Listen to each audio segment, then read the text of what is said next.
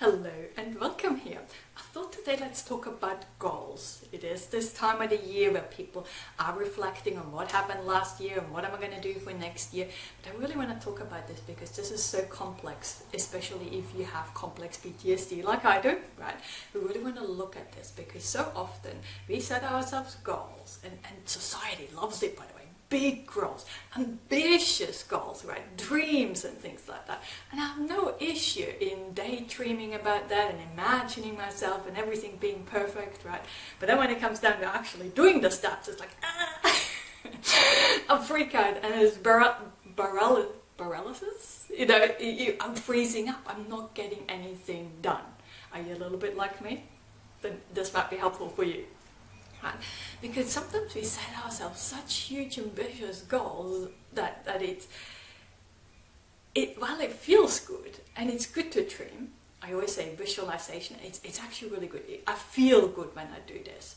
But when it then comes down to actually planning this thing out, we really need to look at what is actually happening in my life right now. How am I feeling in this very moment?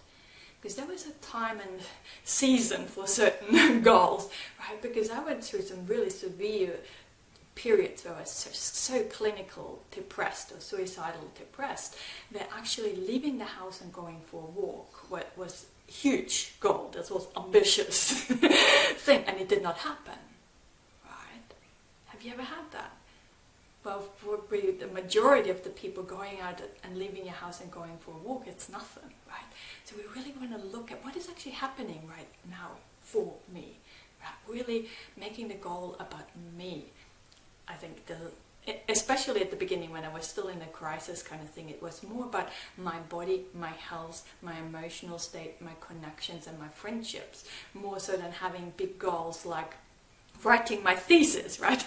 I was a student for decades, so having things like that as well. And I want to talk a little bit to that too when we're having projects, like big projects that we want to work on. So we're touching on both.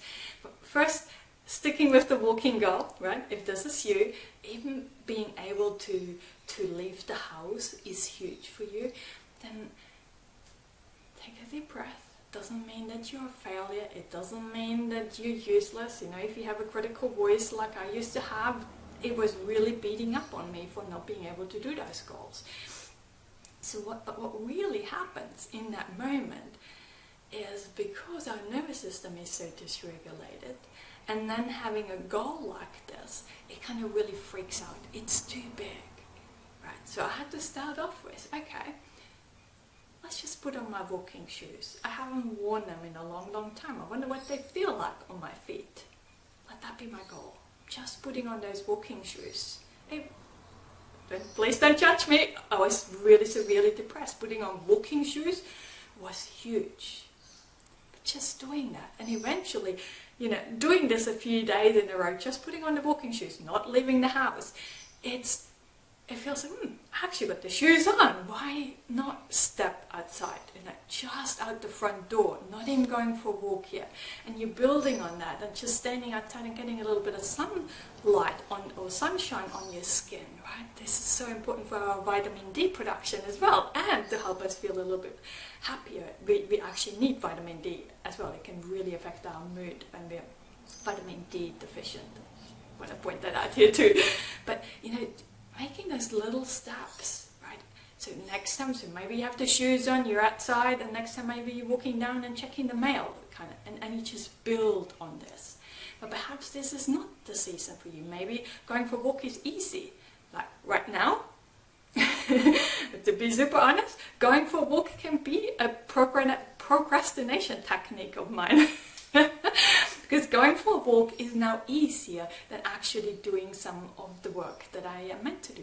Whether this is writing on an assignment or a project or something like that, or planning, right? So really tune in to yourself. It's like, what is it that is challenging to me, and how challenging is that for myself? Is it freaking out my nervous system, or is it just stretching it a little bit so that I have this discomfort because doing something new, something unfamiliar, that makes us feel uncomfortable? but there's a safe uncomfortableness, and that is something, because we have complex PTSD, we need to teach our brain, our nervous system manually that it is safe to have this little bit of discomfort. Telling my brain that, hey, I'm not in danger right now. Nothing catastrophic is going to happen. I'm feeling a little bit of discomfort because I'm exploring something new.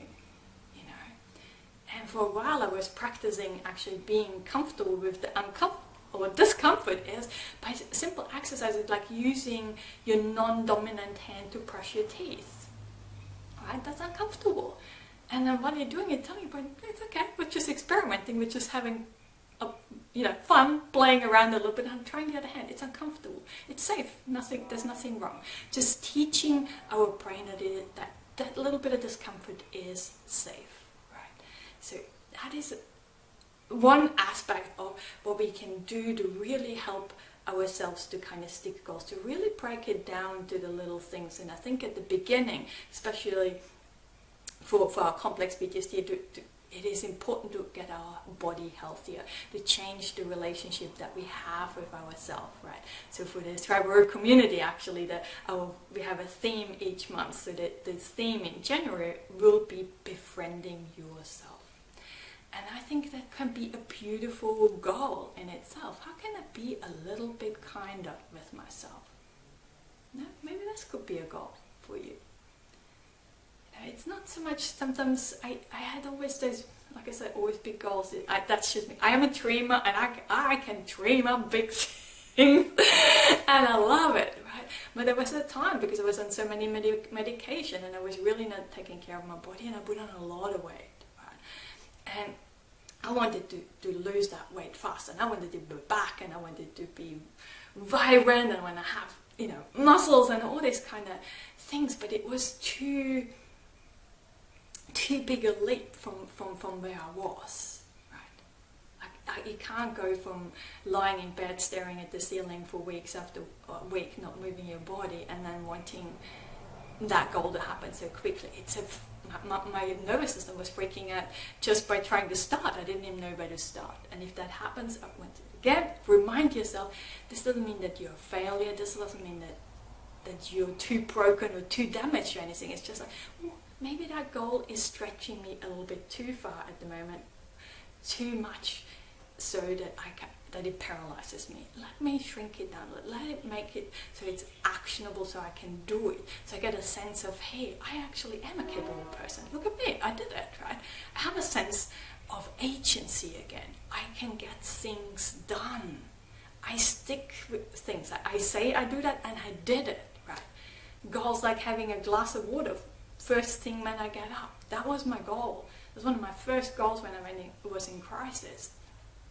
It might sound like nothing to many people. To me, it was huge. It helped me to start feeling again. It's like, hey, I remembered. I set myself an alarm and things to really get that habit. And to this day, so it was like maybe a decade now, nearly 2 decades actually, that I do this. It's so automated that the first thing that I do in the morning when I get up, I go to the sink and have a glass of water. I don't even need to think about it. It just stayed with me, and it's a healthy habit, and allowing ourselves to feel good about when we start healthy habits as well. I think it's really key. So, but I just really wanted to highlight this. Like, if it feels like there's too much tension in your body when you're thinking about that goal, taking that action, or getting back to the studying, I said I will get back to write. Like, if you have a big project, like when I did my PhD in internal medicine, I had to write a thesis. And again, writing a thesis, this is huge. You're sitting down on the computer on a blank page.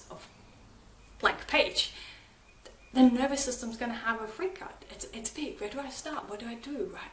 So even then, we're going to break it down. I'm not sitting down to write a thesis, or maybe you're writing a book or something, right?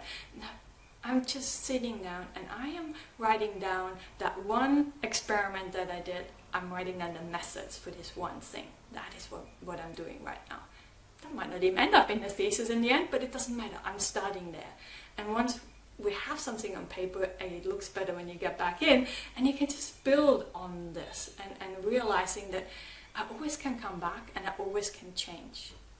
With all the goals, every single day, I have that option to reevaluate this. Is this goal really serving me? Right? Is it really what I want to continue?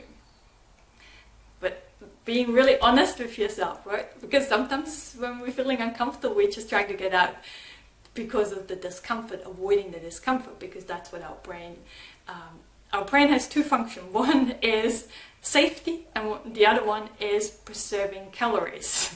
Right? So our brain doesn't want to go for a walk; it wants to preserve calories. So we really need to know and understand how our body works and how our nervous system works to help us to realize, hey, I'm doing a great job by setting myself little achievable things that I can follow through. So, and noticing when it's too much, when my nervous system, when my body has too much tension or freak out or is paralyzed, it's like, oh, let me just shrink it down a little bit, make it a little bit smaller for me. So, but as always, let me know down below in the comments what you're working on at the moment, or what your goals were, or your experiences with it, and how you approach that. Right? Do you have a plan? Do you have something that I haven't mentioned here, so we can all learn from each other? I think it's really important. But as always, I'm sending you lots and lots of love and rainbows to brighten up the tough times just a little. See ya. Bye.